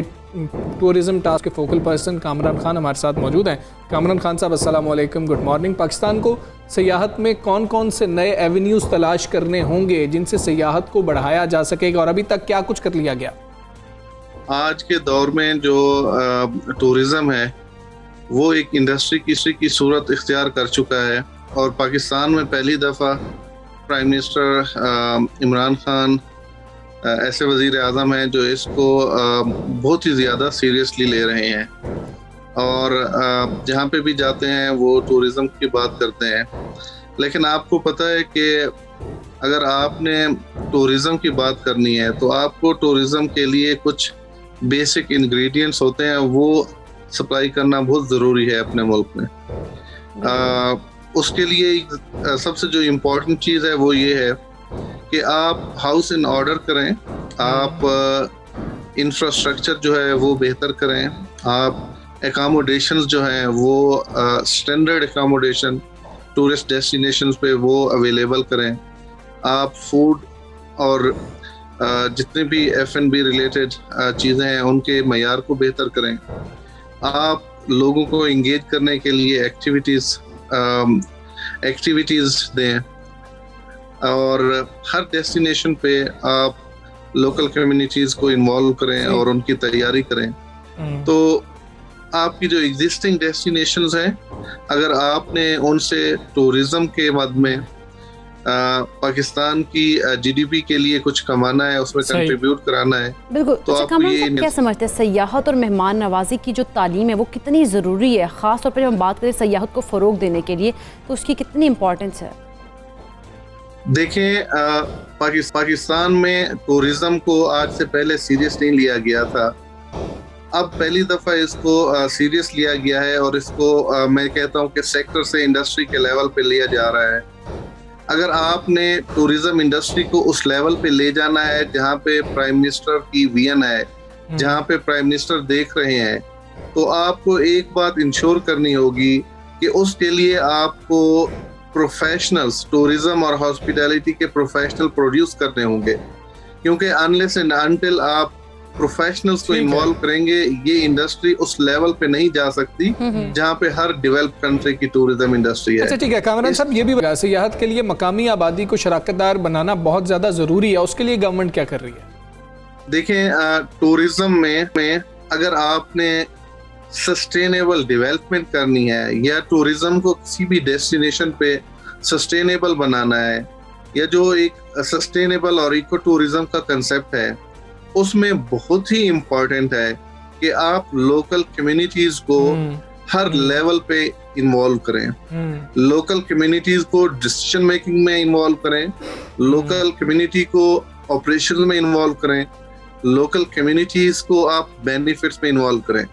मैं आपको एज अ टूरिज्म एक्सपर्ट ये बात बता रहा हूँ कि अनटिल एंड अनलेस आप लोकल कम्युनिटीज को इन्वॉल्व नहीं करेंगे तो आप कभी भी सस्टेनेबल टूरिज्म डेवलपमेंट अचीव नहीं कर सकते किसी भी डेस्टिनेशन पे।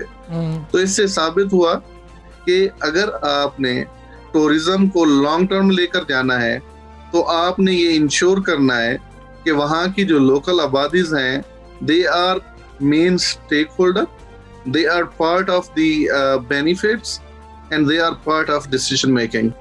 ठीक है, बहुत शुक्रिया कामरान साहब। सबसे पहले पाकिस्तान से आप बात कर रहे थे और एक और अहम मामला, वज़ीर-ए-आज़म इमरान खान साहब ने अपनी मुआशी टीम को हिदायत की है कि वो गाड़ियों समेत गैर ज़रूरी सामान की दरामद में इजाफा रोकें, क्योंकि उनकी हुकूमत को रवा माली साल $70 अरब की मुतवक्के जो दरामदात हैं उनके बायस करंट अकाउंट खसारे के बेकाबू चैलेंज का सामना करना पड़ सकता है। बिल्कुल, वज़ीर-ए-आज़म इमरान खान को गैर मुल्की आमद और अखराज की माहवार हैसियत पर आगाही दी गई थी और उधर नए माली साल की अगर बात करें तो उसके आगाज़ पर बराह रास्त गैर मुल्की सरमायाकारी में नुमायाँ कमी भी वाक़या हुई है। अच्छा, स्टेट बैंक की अगर हम बात करें तो स्टेट बैंक के मुताबिक जुलाई 2021 में बराह रास्त गैर मुल्की सरमायाकारी जुलाई 2020 के मुकाबले में 30% कमी से $9 करोड़ रही है। जबकि अगर जुलाई 20 की बात करें 2020 की बात करें तो उसमें बराह रास्त गैर मुल्की सरमायाकारी की जो मालियत है वो $12 करोड़ 87 लाख रही थी। दूसरी जानिब रसद में रुकावटों की वजह से महंगाई जो है वो मजीद उसके बढ़ने का खदशा है वो जाहिर किया गया इस रिपोर्ट में। और इस रिपोर्ट में ये भी कहा गया है कि कोविड की बार बार आने वाली जो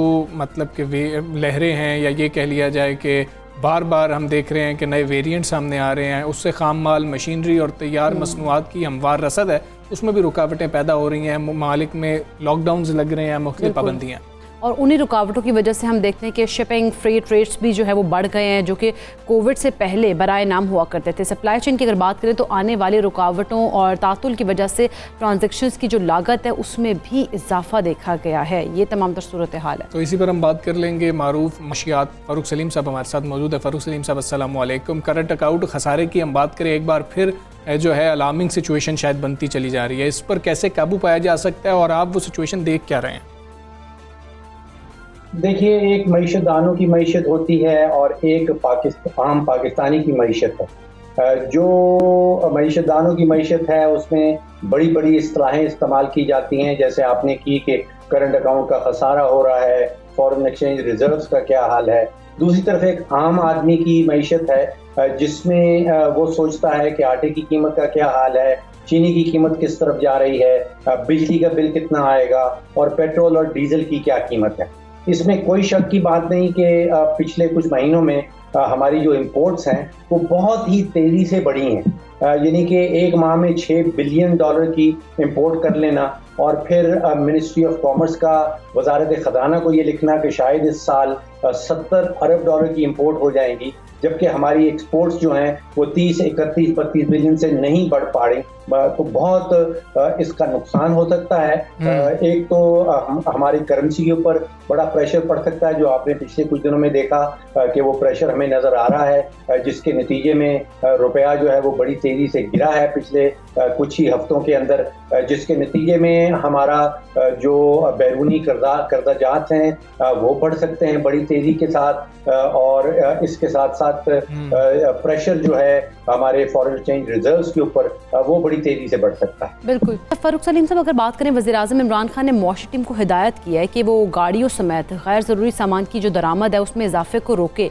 पाकिस्तान के अगर मुआशी सिस्टम को देखें तो आपको ये चीज़ें तमाम मुमकिन होती नज़र आती हैं? देखिए, आपने टीम का लफ्ज़ इस्तेमाल किया। एक तो प्रॉब्लम ये है कि टीम तो कई दफ़ा बदली जा चुकी है पिछले 3 सालों के अंदर।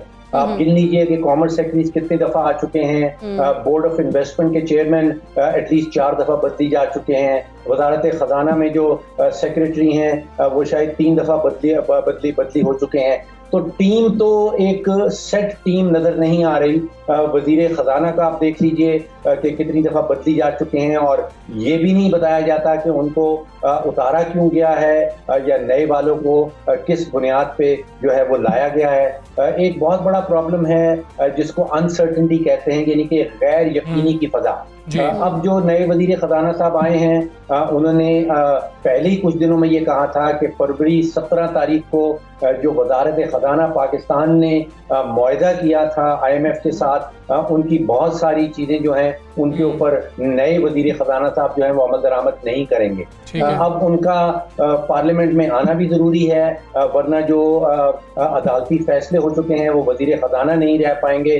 तो ये बहुत सारे पैगामात हैं जो सरमायाकारों को पाकिस्तान के अंदर भी और पाकिस्तान के बाहर भी ये पैगाम पहुंचाते हैं कि एक गैर यकीनी की सी फ़ज़ा है और गैर यकीनी की फ़ज़ा में सरमायाकार जो हैं वो अपना सरमाया रोक लेते हैं। अच्छा डॉक्टर फारूक सलीम साहब, स्टेट बैंक ऑफ पाकिस्तान के मुताबिक जुलाई 2021 में बराह रास्त गैर मुल्की सरमायाकारी जुलाई 2020 के मुकाबले में 30% कमी से सिर्फ $9 करोड़ रही है। आप क्या वजह क्या देखते हैं इसकी? जैसे मैंने पहले कहा कि ये सबसे बड़ी वजह तो वो गैर यकीनी की फ़ज़ा है जिससे बिजनेसमैन जो है वो भाग जाता है।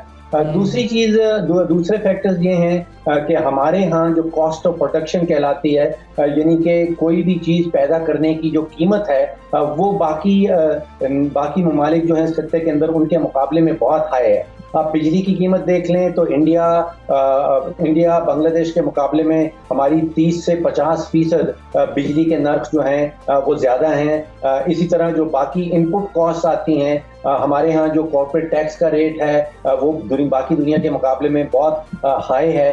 तो इसकी एक वजह मैं समझता हूँ कि बहुत सारी जो बैरूनी इन्वेस्टमेंट है पाकिस्तान के अंदर वो खतराती है पाकिस्तान में आते हुए कि कॉस्ट ऑफ इनपुट्स बहुत ज़्यादा हैं। दूसरी तरफ ये है कि पूरी की पूरी मईशत को जो बड़े बड़े कार्टेल्स हैं जिनको हमारे वजीर आज़म साहब जो हैं वो माफिया कहते हैं, उन्होंने आप समझिए कि यरगमाल बना के रखा है, हॉस्टेज बना के रखा हुआ है, जिसमें पावर का जो कार्टेल है वो बहुत बड़ा कार्टेल है, उसमें चीनी का कार्टेल है, उसके अंदर आप सीमेंट के कार्टेल को डाल लीजिए। तो ये बड़े बड़े कार्टेल्स हैं। इसी तरह ऑटोमोबाइल सेक्टर जो है, कारें बनाने वालों का जो कार्टेल है वो बहुत बड़ा कार्टेल है। और ये सारे कार्टेल मिलके जो पाकिस्तान की मईशत है उसको इनकम्पेरेटिव बना देते हैं। हम कम्पीट नहीं कर सकते। तो जब तक ये बड़े बड़े कार्टेल्स जो हैं इनको तोड़ा नहीं जाएगा और पाकिस्तान की मईशत को बाकी खित्ते के ममालिक जो हैं उनके मुकाबले में कंपैरेटिव नहीं किया जाएगा, उस वक्त मैं समझता हूँ कि ये फॉरेन डायरेक्ट इन्वेस्टमेंट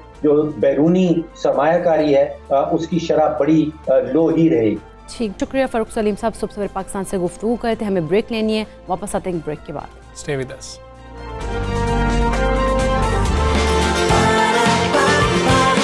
सुबह सवेरे पाकिस्तान, सुबह सवेरे पाकिस्तान।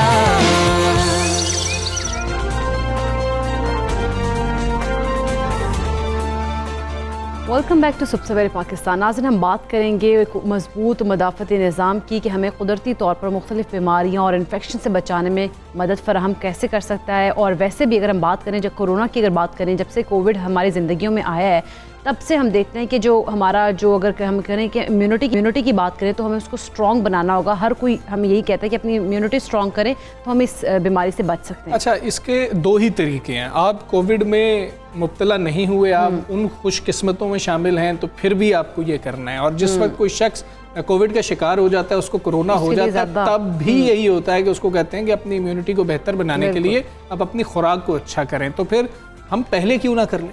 हमें ये काम पहले करना चाहिए कि हमारी इम्यूनिटी पहले ही बहुत बेहतर हो कि जिस वक्त अगर खुदा न खास्ता कोरोना वायरस का कोई शख्स शिकार हो भी जाता है तो उस वक्त उसका जिस्म कोरोना से लड़ने के लिए तैयार हो। बिल्कुल ऐसी। और अगर जिस्म में क़ुव्वत मदाफ़त होगी तो ही हम उस बीमारी या उस इन्फेक्शन से आसानी से हम लोग निकल सकते हैं। वो आप पर हमलावर नहीं होगी क्योंकि वो जो आपके अंदर, क्योंकि इम्यूनिटी आपकी स्ट्रॉन्ग होगी तो वो जो है उसको सब चीज़ों को ख़त्म करके जो है वो आपको उस बीमारी से निकाल लेगी। ग़िज़ाएं कौन सी होनी चाहिए? अहम सवाल तो ये है कि जी के इम्यूनिटी को बूस्ट करने के लिए, क़ुव्वत मदाफ़त को बढ़ाने के लिए ग़िज़ाओं का अव्वल तो किरदार कितना है, कौन सी ग़िज़ाएं होनी चाहिए, फिर मौसमों का अंदर बहुत ज़्यादा किरदार होता है। हमने सर्दियों में पूछ लिया था कि अच्छा सर्दियों में इम्यूनिटी बूस्ट करने के लिए हमें क्या कुछ करना चाहिए, गर्मियों में क्या करना चाहिए, बरसात का मौसम है फिर क्या करना चाहिए। ये सारे सवालात हैं जिनके जवाब लेना बहुत ज़रूरी है। और हमारे साथ मौजूद है माहिर ग़िज़ाइयत ज़ैनब गोंदल, उन्हें कोशिश करेंगे। ज़ैनब अस्सलाम वालेकुम। वालेकुम अस्सलाम। ज़ैनब, बहुत सवाल होते होंगे जब से ख़ास तौर पे कोरोना आया तो लोगों को पता लगा कि इम्यूनिटी बेहतर करनी है, किस तरह से क़ुव्वत मदाफ़ियत है उसको बेहतर बनाना है। तो कितने सवाल आपको आते हैं और फिर डाइट के ज़रिए कैसे इसको बेहतर किया जा सकता है? सबसे पहले तो ये कि लोगों को 90% लोगों को वर्ड इम्यूनिटी का ही कोविड के बाद पता चला है कि इम्यूनिटी होता क्या है, इम्यूनिटी के साथ करना क्या है, क्या चीज़ चाहिए क्या नहीं चाहिए। और क्वेश्चंस इस पे ऐसे ही होते हैं कि बिल्कुल चले जा रहे हैं, लेकिन लोग उसको अंडरस्टैंड अभी भी नहीं कर पा रहे कि इम्यूनिटी हमने अपनी बिल्डअप अगर कर ली है तो उसको मेंटेन कैसे करना है, और अगर बिल्ड नहीं की तो उसको बिल्ड किस तरह से करना है। अब अगर हम देखें, हम ये समझते हैं अगर मैं घर से बाहर नहीं जा रहा तो मुझे कोविड नहीं होगा, लेकिन अगर आपकी इम्यूनिटी वीक है तो आप कोविड खुद आपके घर आ जाएगा, डर आके कहेगा अस्सलाम वालेकुम आई एम हियर और मैंने अब होना है, क्योंकि आपने अपनी बॉडी को खुद उसके प्रोन किया कि मुझे तुम आओ और हो जाओ, क्योंकि हमने इम्यूनिटी बूस्ट ही नहीं की। अब इम्यूनिटी बूस्ट करने के लिए सबसे पहले हम पिछले साल से सुन रहे हैं विटामिन सी सबसे इम्पॉर्टेंट है। विटामिन सी के सोर्सेज क्या होने चाहिए, किस तरह लेना चाहिए। विटामिन सी के सप्लीमेंट्स तो हम सब पिछले साल से ही खा रहे हैं जब से कोविड स्टार्ट हुआ, लेकिन विटामिन सी हम अपनी डाइट से नहीं ले रहे। विटामिन सी सबसे ज़्यादा जो है वो गुआवा में, अमरूद में होता है, जिसको हम सबसे ज़्यादा निगलेक्ट करते हैं। और मुझे अमरूद पसंद नहीं है, मुझे नहीं खाना। ऑरेंजेस हम वो सब चीज़ें, लेमन वगैरह ले लेते हैं, लेकिन ये नहीं लेते। सबसे पहले तो विटामिन सी कंज्यूम करने के लिए डेली लेमन का इंटेक करें, अगर लेमन सूट करता है तो। अगर लेमन सूट नहीं करता तो बाकी ऑप्शंस को ऑप्ट किया जा सकता है, जिसमें आप गुआवा मैंने ऑप्शन दी पहले, आप वो ले लें। अगर लेमन सूट खाली नहीं करता आप उसको चिया सीड्स के साथ ले लें। रात के चिया सीड्स भिगो के फ्रिज में रख दिए, सुबह उसमें 2 लेमन स्क्वीज़ कर लें, नहीं तो 1 लेमन स्क्वीज़ कर लें। जितना सूट करता है आपकी बॉडी को उतना लें, बॉडी को तंग नहीं करें, ताकि एटलीस्ट बॉडी जो है वो उस चीज़ की इम्यूनिटी बिल्ड करे कि वो फाइट कर सके और फाइट और फ्लाइट की पोजीशन में हो कि कुछ आ रहा है तो मैंने इसको प्रोटेक्ट किस तरह करना है। उसके बाद विटामिन ए की अगर हम बात करें तो विटामिन ए जबकि हमारी आँखों के लिए बहुत अच्छा है, हमारी बॉडी को वो भी स्ट्रॉन्ग करता है, स्ट्रेंथन करता है। मोरिंगा हम सब ने सुना होगा, मोरिंगा बहुत ज़्यादा इन हुआ है आजकल। वो किस लिए? क्योंकि उसमें विटामिन ई बहुत ज़्यादा है, रिच सोर्स है वो विटामिन ए का, और लोगों को मतलब वो दिया इसलिए जा रहा है ताकि वो इम्यूनिटी को ही बूस्ट कर सकें हम। विटामिन ए मोरिंगा से मुझे ये बात याद आई कि अगर वेट लॉस के लिए आप किसी को कहें ना आप मोरिंगा खा लें तो वो बहुत जल्दी कंज्यूम करना स्टार्ट कर देगा, लेकिन अगर आप कहेंगे इम्यूनिटी तो वो कहेगा अच्छा यार इम्यूनिटी बहुत है, मुझे ज़रूरत ही नहीं है इस चीज़ की। लेकिन हमें अपनी बॉडी में ऐड करना है उस चीज़ को, ताकि वेट लॉस अगर आप कर रहे हो तो एटलीस्ट साथ इम्यूनिटी भी बिल्ड होती चली जाए। जिंक के अगर हम सोर्सेज देखें, आयरन देखें, हमें इन सब चीज़ों को अपनी डाइट में लेके चलना है साथ साथ, जिसके लिए हम लोगों को क्या करना है, हमें फ्रूट्स वेजिटेबल्स जितने भी सीजनल आ रहे हैं उन सबको लेना है। ये नहीं कि ये नहीं खाना, ये नहीं करना, ऐसे नहीं करना, वैसे नहीं करना, सब लें। हर चीज़ का एक मुतवाज़न इस्तेमाल अगर हम करेंगे तो हम ठीक रहेंगे। अब बीफ और मटन की अगर हम बात करें, मटन और बीफ सबसे ज़्यादा रिच सोर्सेज हैं आयरन और जिंक के। चिकन और फिश में भी होता है, लेकिन जो मटन और बीफ में, स्पेशली बीफ में उसकी जो क्वांटिटी पाई जाती है वो और किसी चीज़ में नहीं है। अगर आपको लगता है कि आपकी स्किन पेल हो रही है दिन ब दिन, आप वीक हो रहे हैं, आपको लग रहा है कि आप लेथार्जिक रहते हैं, थकावट रहती है आपको बहुत ज़्यादा, थोड़ा सा काम किया थक गए, शोल्डर में पेन, बैक में पेन, सर में दर्द, तो विटामिन डी का प्लीज़ टेस्ट कराएं। अच्छा, विटामिन डी का टेस्ट कराएं। अगर आप टेस्ट नहीं करा सकते, एक्सपेंसिव होता है थोड़ा सा, तो आप 3-4 महीने बाद जो है एक विटामिन डी का इंजेक्शन खुद ही से पी लें या उसकी सप्लीमेंट्स लें, क्योंकि विटामिन डी जो है वो धूप में बैठने से सब कहते हैं मिलता है, सुबह बैठो शाम बैठो, मिथ्स बहुत ज़्यादा हैं। लेकिन एशियन स्किन जो है, जो हमारा स्किन टोन है, इसको हम नहीं ले सकते सनलाइट से, विटामिन डी एब्जॉर्ब नहीं होता हमारी बॉडी में, हमने इसको सप्लीमेंटेशन से ही अपनी बॉडी में पूरा करना है। लेकिन ये हमें लगता है कि मैं सारा दिन धूप में काम करता हूँ, मेरी बॉडी में तो विटामिन डी की डेफिशिएंसी नहीं हो सकती। विटामिन डी नहीं है तो विटामिन सी और कैल्शियम जो है वो बॉडी में एब्जॉर्ब नहीं होगा। आप जितने मर्जी दूध, लस्सी, दही पीते रहें, जब तक विटामिन डी बॉडी में नहीं है उनका एब्जॉर्प्शन ही ज़ैनब, ये सब कुछ हमें रातों रात चाहिए ना, कि आपने जो बातें बताई हैं, मैंने आज ही मटन ले आया, बीफ ले आया, सारे फ्रूट्स खाने शुरू कर दिए और मैं समझ रहा हूँ कि कल ही जो है मेरी इम्यूनिटी जो है वो कमाल की हो गई है, बहुत मैंने बूस्ट कर लिया है। फिर इसके अंदर जो हमें रातों रात चीज़ें चाहिए, ये कितना लंबा प्रोसेस है, ये चलता रहना चाहिए तमाम ज़िंदगी में? देखिए, जो चीज़ आप रातों रात अचीव करते हैं वो जाती भी रातों रात ही है। इसलिए अगर आप टाइम दे के अचीव करेंगे तो टाइम लेके ही वो चीज़ आपकी बॉडी से जाएगी, उस चीज़ को टाइम लगेगा बॉडी से जाने के लिए। और दूसरी चीज़ मैं ये कहूँगी कि कोरोना में बाहर से कुछ भी जो कुक नहीं है स्पेशली, जैसे जूसेस हो गए, शेक्स हो गए, मिंट मार्गरीटास हैं, फ्रूट चाट्स हैं, दही बड़े हैं, इनकी कंजम्पशन बंद करते हैं क्योंकि उनमें विटामिन सी कह रही हूँ, कोरोना के चांसेस ज़्यादा हैं आपकी बॉडी में आने के। जो कुक्ड फूड है उसमें चले हम ये कह लेते हैं कि फूड के साथ जर्म्स ख़त्म हो गए, लेकिन उसके बॉक्स के साथ और वो फिर भी आ सकते हैं।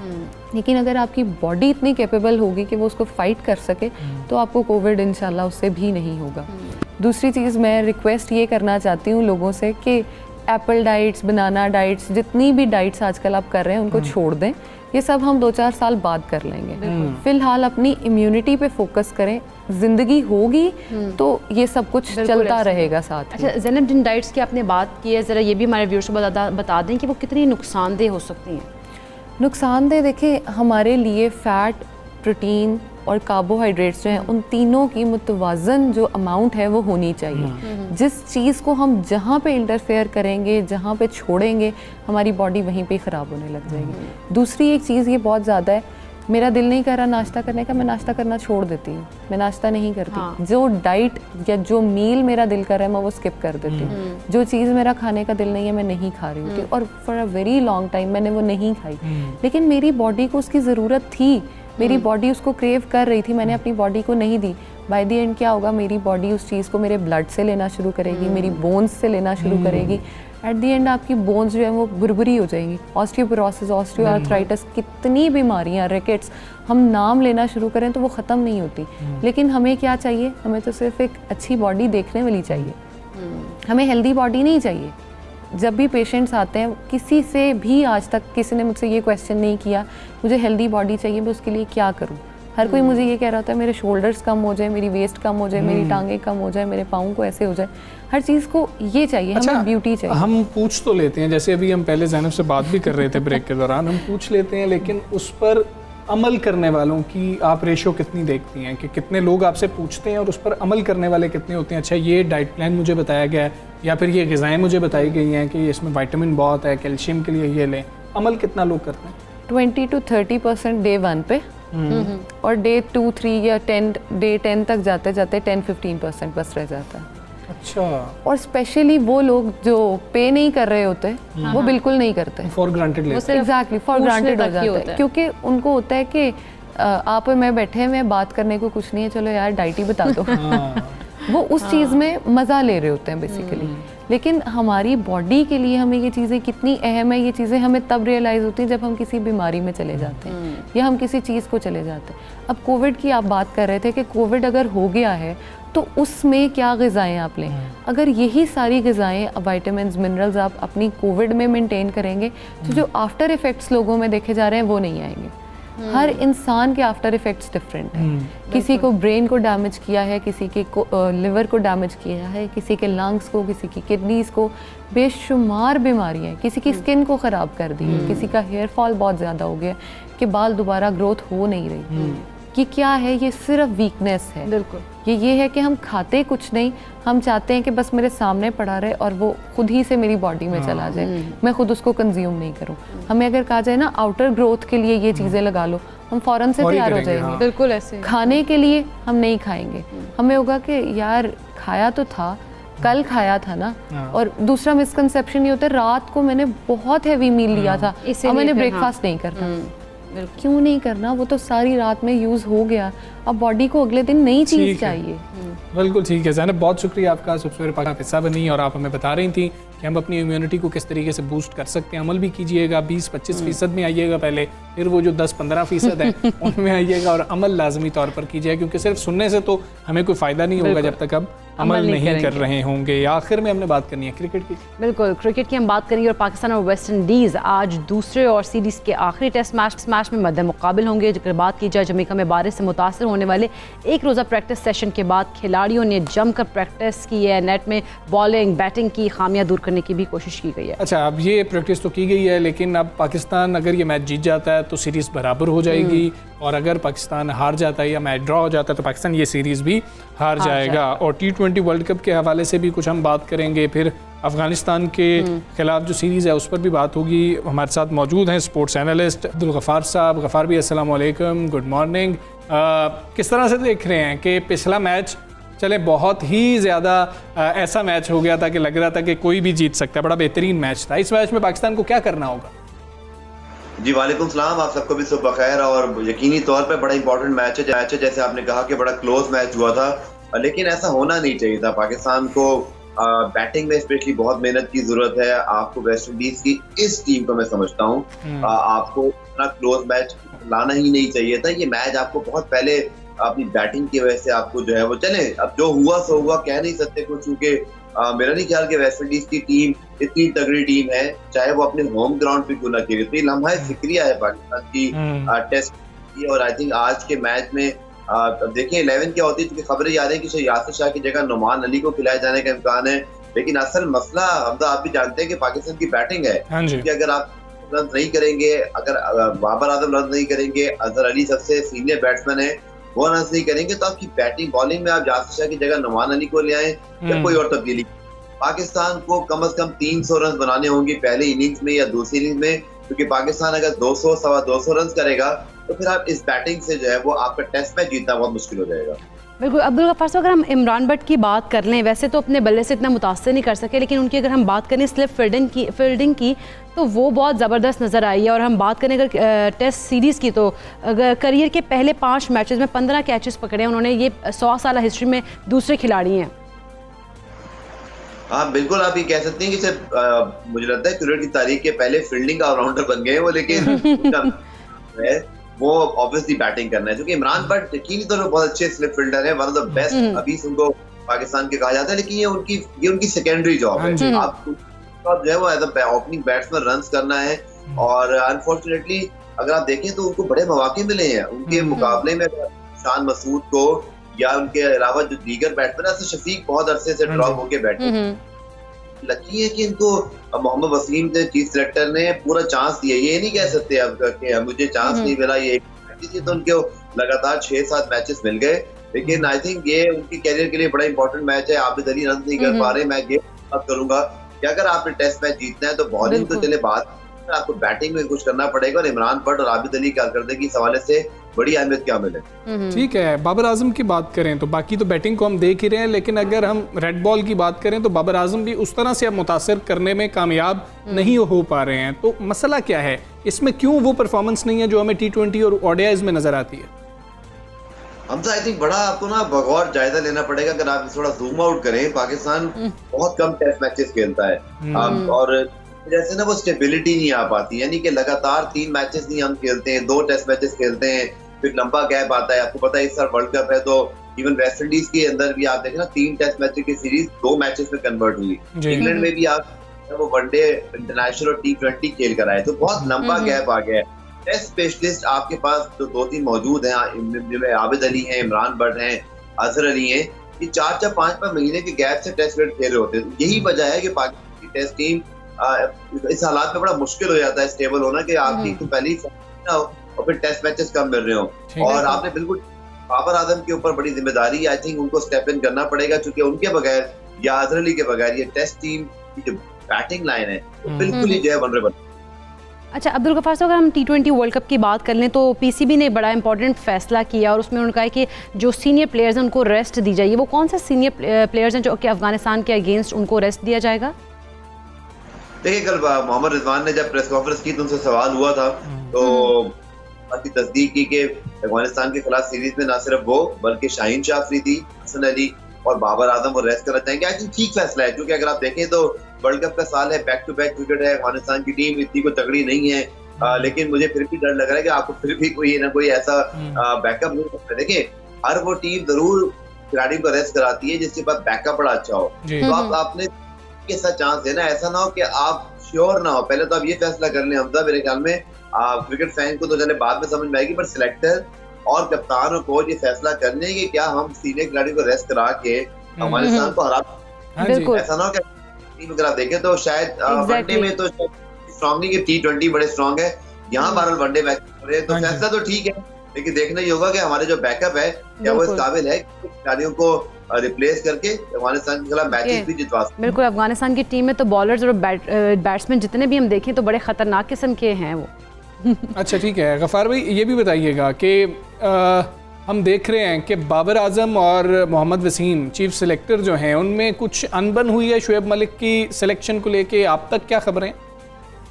हुआ है ऐसा, क्योंकि अगर आप देखें तो बाबर आजम की पहली प्रेस कॉन्फ्रेंस थी जब वो पाकिस्तान की वनडे टीम और T20 टीम के हवाले से बात कर रहे थे, तो उन्होंने इशारा दिया था कि वो एक्सपीरियंस प्लेयर को रखना चाहते हैं। हफीज तो चले मौजूद है T20 के अंदर, शुएब मलिक की तरफ देखें ना तो उनकी बात हर कोई कर रहा है, सिर्फ देनी की खबरों में आई है, लेकिन आप देखें कि परफॉर्मेंस पेशावर ज़ल्मी के लिए अच्छी थी, अपनी मीरपुर रॉयल के लिए बड़ा अच्छा खेले, फिट हैं, T20 में दुनिया भर की लीग खेलते हैं, और उस पर सोने पर सुहागा ये कि पाकिस्तान की T20 टीम में उस स्लॉट के लिए और कोई चॉइस दिखाई ही नहीं दे रही। आपने आसिफ अली को ट्राई किया, इफ्तिखार को ट्राई किया, आपने फजल शाह को ट्राई किया, अब कोई लड़का वहाँ परफॉर्म ही नहीं कर पा रहा था। ऐसे में ऑटोमेटिक लोगों के ज़हन में चॉइस आती है शुएब मलिक की। बट आप ठीक कह रहे हैं, जो खबरें हैं वो मेरे पास भी यही पहुंची है कि बाबर आजम तो चाहते हैं कि एक डिवीजन हो जाए, but Mohammad Wasim move on करना चाहते हैं, समझते नहीं शायद सेलेक्टर जो है ना वो यंगस्टर्स को चांस दे रहे हैं। आप देखें अफगानिस्तान के खिलाफ सीरीज में आप बहुत सारे यंगस्टर ट्राई आउट करेंगे,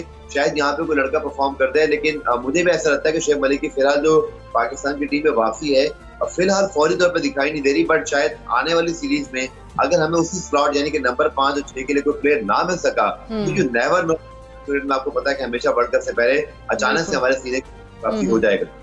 बिल्कुल ठीक है अब्दुल गफ्फार साहब, बहुत शुक्रिया आपका। सुबह सवेरे पाकिस्तान से आप रहे थे और हम उम्मीद करते हैं आज से जो दूसरा टेस्ट मैच शुरू हो रहा है, सीरीज़ का आखिरी टेस्ट मैच है, ये पाकिस्तान बेहतरीन खेल पेश करे और पाकिस्तान जीते और ये सीरीज़ कम अज़ कम बराबर हो सकेगी, और हम उम्मीद करते हैं हमारी बैटिंग अच्छा परफॉर्म कर रही होगी। हम दोनों को इजाज़त दीजिए, इंशाल्लाह फिर मुलाकात होगी, अपना बहुत ख्याल रखिए, अल्लाह हाफ़िज़। सुबह